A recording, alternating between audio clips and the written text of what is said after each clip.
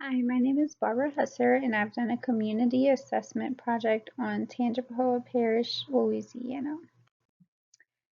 This assessment was conducted of Tangipahoa Parish.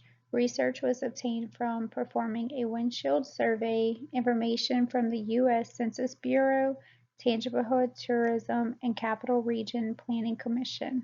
This assessment was completed using a community as partner model, which consists of observing the community core and taking note of subsystems within the community.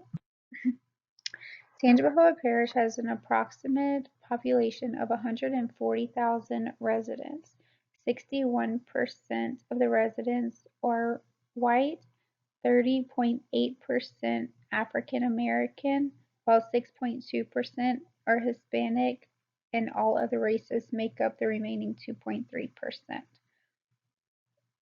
They have a household median income of approximately $56,000 a year, with almost 20% of the parish being below poverty level and only 20.8% having a bachelor's degree or higher. 59.8% of the population is aged 18 to 64, with 51.4% of that being female and 48.6% being male. With my windshield community assessment, some history I found out of Tangipahoa Parish. It was founded in 1839. I'm going through the community. The parish is made up of lots of different areas. There are downtown areas that have bigger cities, such as Hammond and Amite, that's more up to date, and then they have other rural areas with farmland and 32 miles of the parish makeup waterways. For the demographics of the town, you can see a lot of families through the town and at events. Downtown Hammond has a lot of younger population due to the local college that is there. Although you don't see a lot of ethnicities going through town, many different heritage and cultures are celebrated in the parish through different fairs and festivals. The subsystems I'll be focusing on from my windshield survey is health and social services, transportation and safety, education, and economy. There are many medical clinics throughout the parish, including a level 2 trauma center, but there are only 3 mental health facilities in the parish, and there is one outpatient mental health clinic that is run by the parish. There is no public transportation. Most people travel by private vehicle, and people who come from rural towns have to travel up to 20 miles to come to the larger cities to go to physician appointments. There are a lot of schools driving around town. There are 37 public schools. Most of them are old and outdated and taken over by the new population of new subdivisions that have come in. There is a large university and one community college that is local to us.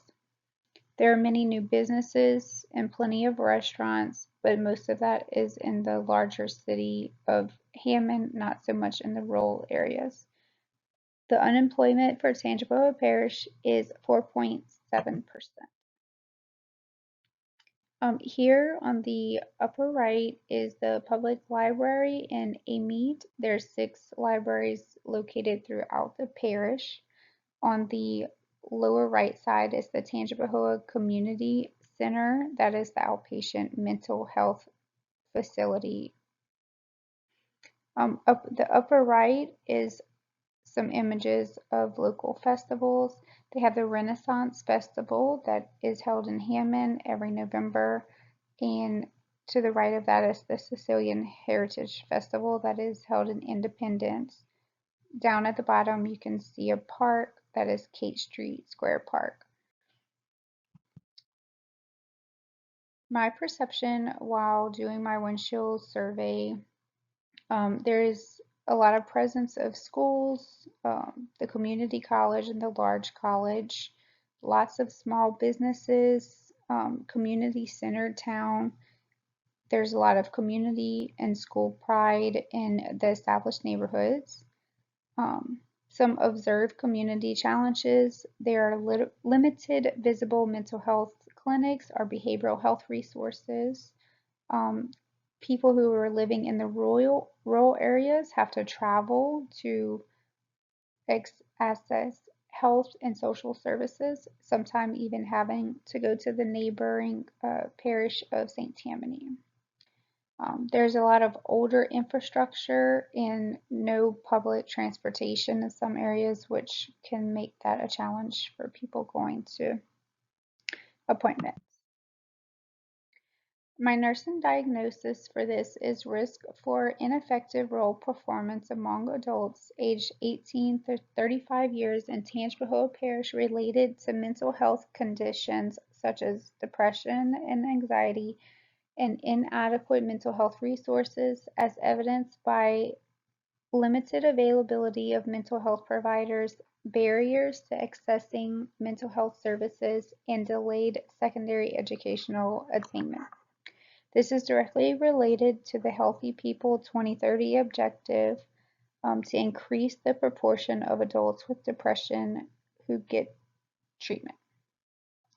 When one is suffering from anxiety or depression, and then they have limited access to treatments due to shortage of mental health practitioners, cost, and insurance barriers, it can have a effect on their everyday life, including just achieving basic adult productive citizen roles and delaying secondary education.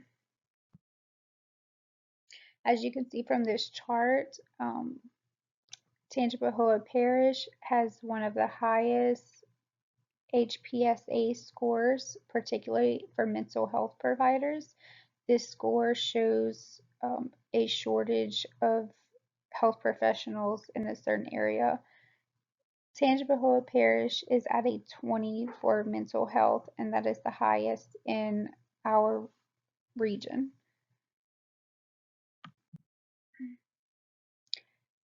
When someone's suffering from depression or anxiety and does not have access to the proper mental health resources, um, like I said previously, can take a toll on their everyday living that may cause them to not have employment that they are capable of, be underemployed, or just not have the desire to um, get up and function in everyday life. This study that you see here to the right shows that adults making less than $25,000 a year are more likely to be diagnosed with a depressive disorder than those who make more than $25,000. In a study that was conducted by Louisiana Department of Health, showed on average Tangipahoa Parish residents have 6.6 mentally unhealthy days a month that affect their daily lives.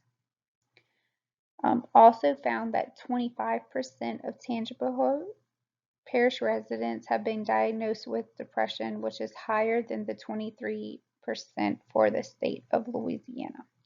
So you can see how this could directly impact our community without having the proper mental health resources available for the residents.